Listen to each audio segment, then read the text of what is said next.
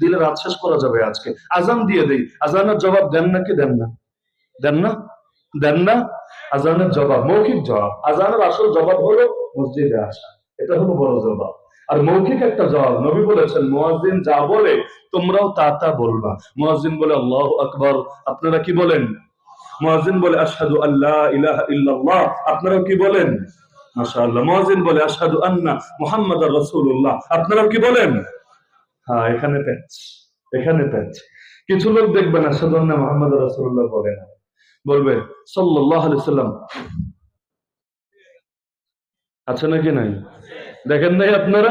আশহাদু আন্না মুহাম্মাদার রাসূলুল্লাহ বলবে না, সাল্লাল্লাহু আলাইহি সাল্লাম বলবে, মানে দুরূদ পড়বে, পরে আঙ্গুলে ফু দিয়ে চোখে লাগাবে। কেউ আছে চোখে লাগায় না, লেকিন সাল্লাল্লাহু আলাইহি সাল্লাম বলে। নবী বলেছেন কি বলতে?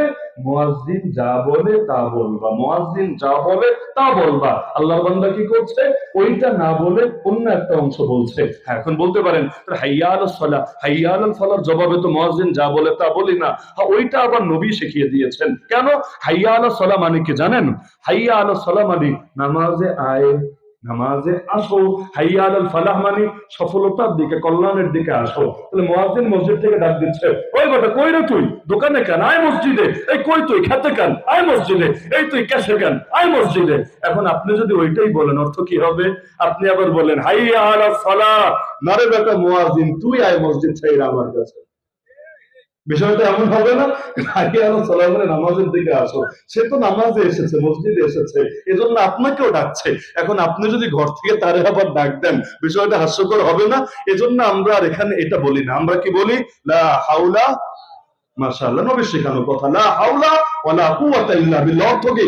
আল্লাহ ডাক তো এসেছে, তো তোমার তৌফিক ছাড়া না গুনাহ ছাড়ার ক্ষমতা আছে, না নেক আমল করার শক্তি আছে। লা হাওলা মানে কোনো গুনাহ ছাড়ার কোনো ক্ষমতা নাই, ওয়ালা কুওয়াতা মানে কোনো নেক আমল করার কোনো শক্তি নাই, ইল্লা বিল্লাহ, কার তৌফিক ছাড়া? আল্লাহর সাহায্য চাইলাম, আল্লাহর তৌফিক চাইলাম, আলহামদুলিল্লাহ। তো নবী এখানে বলেছেন এটা বলতে, লেকিন আশহাদু আন্না মুহাম্মাদুর রাসূলুল্লাহ, ওখানে যদি ওইটা আমি না বলি আমার কালেমা তো অপূর্ণ থাকবে। কারণ আল্লাহর ঘোষণা দিলাম আশহাদু আল্লা ইলাহা ইল্লাল্লাহ, কালেমা পুরা হলো না আদা হলো? কালেমায় শুধু আল্লাহ আছে না নবীও আছে? কালেমায় আল্লাহ আছে না নবীও আছে? তা আপনি তো অর্ধেক বললেন, আল্লাহর কথা বললেন, নবীর কথা বলবেন না? না বললে কালেমা তো ভাই পুরা হবে না। এজন্য আশহাদু আল্লা ইলাহা ইল্লাল্লাহ অর্ধেক হলো, আশহাদু আন্না মুহাম্মাদুর রাসূলুল্লাহ পুরো হলো। এখন বলবেন তাহলে দুরূদটা পড়বো না? না, এখানে আলাদা করে দুরূদ পড়া লাগবে না। কেন? আত্তাহিয়াতু পড়েন না আপনারা? আত্তাহিয়াতুর মধ্যে নাই আশহাদু আল্লা ইলাহা ইল্লাল্লাহ ওয়া আশহাদু আন্না মুহাম্মাদান সাল্লাল্লাহু আলাইহি ওয়াসাল্লাম বলেন না কেন?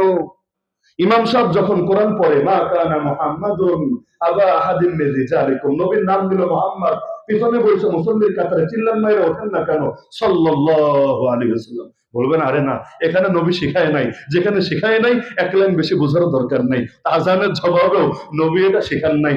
নবী যা শিখান নাই এক লাইন বেশি বোঝার দরকার নাই। নবীর চাইতে বেশি বুঝা কই যাবেন রে ভাই? নবী তো সর্বোচ্চ মাকামে গিয়েছেন, তার চাইতে বেশি বুঝা কই যাবেন? কই যাবেন আপনি? এর উপরে আর কিছু নাই। তো বিল্ডিং 100 তলা, আরো যেতে চাচ্ছেন 110 তলায়, কিভাবে যাবেন? বেশি উপরে লাফ মারলে হাড্ডি গুড্ডি ভেঙে, হাত পা ভেঙে বিছানায় পড়ে থাকার আশঙ্কা আছে। এজন্য ইবাদতের ক্ষেত্রে মূলনীতি হলো নবী এবং সাহাবীরা যা করেছেন তা করব, তারা যা ছেড়েছেন আমরাও ছাড়বো ইনশাআল্লাহ। নবীর জীবনাদর্শ কয়টা হলো?